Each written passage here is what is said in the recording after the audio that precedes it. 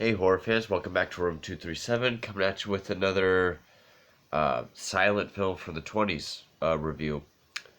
Notice how I didn't say horror film, because I don't really know if this counts.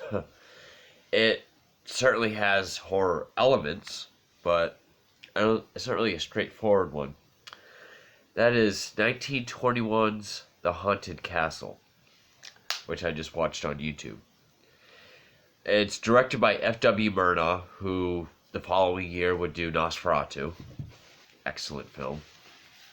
I reviewed that already.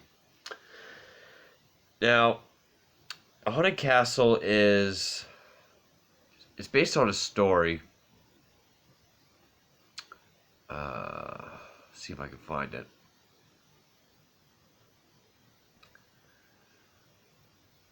Castle Vocalode. Probably wrong.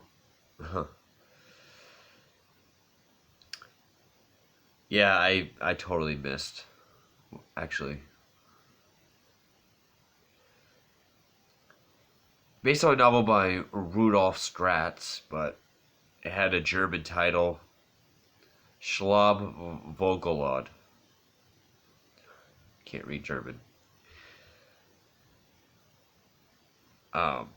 It's one of the earliest surviving works of F.W. Murnau. Now, yeah, the cover art, which looks pretty much just like a drawing, which I think it is, and the title and the look and the mood of the film would suggest a horror film. However, it is not really in a castle, it's in more of a mansion, and it is not haunted in the least bit. It said this is more of what's called a chamber drama, which I'm guessing that just means it's a drama that takes place in one area. Also known as a psychodrama, which should be early term for like psychological thriller. It is a thriller, I can give it that. Really no other horror films of 1921. This is the only one that really popped up. I can say I enjoyed the film. I liked the story. I loved the look and the atmosphere more than the movie itself, though. The story, basically, you have all these counts and barons up in this castle, I guess. They're there for a few days to pretty much a hunting trip. But the hunting's been delayed from rain. And right off, there's also an old retired judge there.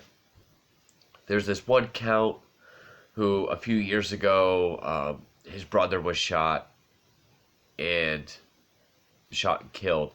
And everyone kind of assumes he did it, even though he was never convicted. And the actor was Lothar Maynard, who I will say is a pretty evil looking dude. He's got like this square head, like these eyebrows, and like just very.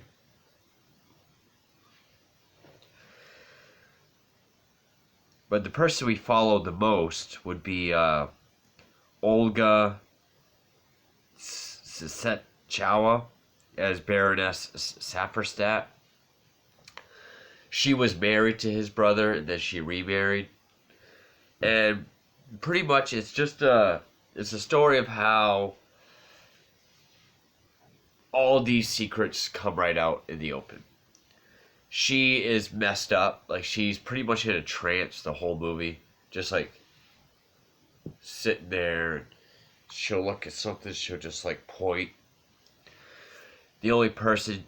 She has, like, some... I don't know if it's her sister or, like, I think it's a maid who's always, like, hugging and kissing her, like, telling her she's okay, trying to get her to speak. The only person she confides in is this Roman monk, this father, who was a friend of her late husband's. And it pretty much takes place over a few days, and yeah, stepped up again. Fucking great. She starts to confide in this priest, and then the priest goes missing. They all assume that one count who supposedly killed his brother did it, and pretty much tensions just keep rising until it all comes to a head at the end. There were some shots I really liked. The whole film is pretty much in like this, obviously black and white, but it's got like this sort of brown or amber kind of sepia tone. But the exterior shots of the castle itself is like this green, like this weird green tint to it, which nighttime shots when it's raining looks really great. It's got this really nice gothic sort of look to it. There were some, I don't know if this was intentional, but after every title card, it was like a freeze frame. So, because the version I saw, it was like a reconstruction that was done in like the early 2000s, found from old prints and nitrate negatives. So I don't know if that's part of the original film or if it just happened in the reconstruction service. But after every title card, there was like a freeze frame, and I thought it helped with the mood quite a bit, because you do have like this very like minor key piano throughout the entire movie, and you know, everyone's got like this white makeup with like dark eyeshadow. Like it's made to look like a horror film. I mean, it doesn't look like Caligari or Nosferatu or anything. Especially the one, like the main, a Baroness. She's got like dark eyeshadow, but she's also supposed to be like mentally not okay. So like, the way you have several shots where the title card stops, it's just like this. It like freezes. It just adds creepiness. I thought it made the shot look more creepy.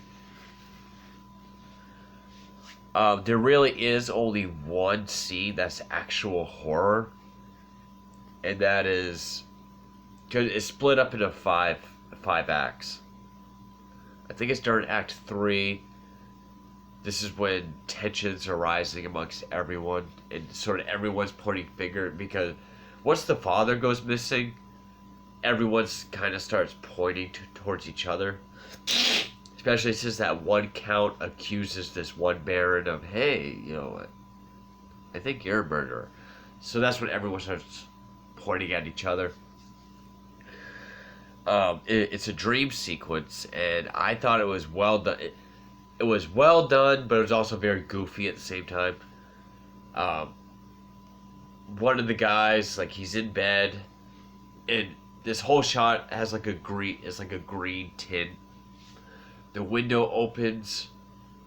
It, like, you can tell the wind's blowing, and like this, like there's like this monstrous like bony hand kind of scratching on the window, and then it just bursts open, and this just like Nosferatu looking hand, just like giant hand and black arm comes through the window. It looked really awesome, and with the music, it was really creepy. The goofy part is you get this with silent films. It's visual acting. So the whole time, and these are older guys too. He's just sitting in the bed like, that's all he does. It's not even freeze frame. That he's just like frozen like that. And then, you know, it kind of, you can tell it's like a prop, and he's like, oh. So then it even says dream. He leaves the next day. That's the only like actual horror sequence. But even though it is like this sort of like I don't know if I should say like a melodrama, but this sort of psychological thriller drama. But even though that's the only horror scene or sequence, the whole movie is built around mood and atmosphere. So it it constantly has this look, sound, and feeling of a horror film. And I thought it looked great. I thought it looked really good. It played out very well. In fact, there was really only one scene of kind of humor. And there's a scene in the kitchen where, like, this little kid with a chef hat, he found a bag of, I'm guessing, cake icing, and he just keeps sticking his hand in and eating the frosting. And the chef sees him, and knowing this was 1921, it was probably real. The chef just come up and fucking smacks the shit out of the kid, and then he runs off. But then later on, after that guy's horror dream sequence, we get another dream sequence that's like purple tinted, almost like the woman's chamber in Caligari. It's like this purple tint where the kid is getting like spoonfuls of frosting that he gets to slap the chef. So little seed of humor.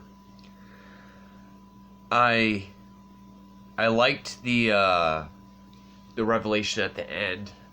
You find out that the marriage between the Baroness and the dead husband, he went away for a while. When he came back, he was obsessed with everything holy and spiritual, paid no attention to her, always reading Bibles and talking about holy shit. And it got to the point where it's kind of, we see it through flashbacks, but it's broken up into two sections. Like, before the father goes missing, when the father comes back.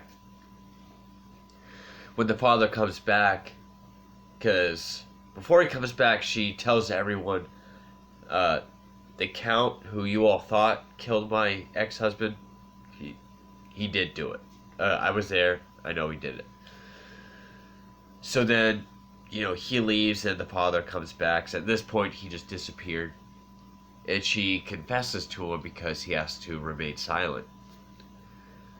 And she confesses that she was tired of hearing about all this spiritual stuff, that she said she wished for something evil. She wanted to see something evil. And this Baron Sapperstaff or whatever misinterpreted her because he was in love with her, that he shot her husband. And, she covered it up. They got married, and she just said it was the Count just to take the focus off them. But then you find out that the father is actually the Count in disguise, bald cap, beard. So that he goes to the Baron's room, tells him, like, I know the truth, and I'm gonna take care of it. So then, the guy shoots himself, and everyone, it's implied that they're all gonna make amends with each other. I thought it was a well-made movie. I was a little disappointed. I thought, with a title like Haunted Castle, even though I don't like ghost movies, even though I like older ones,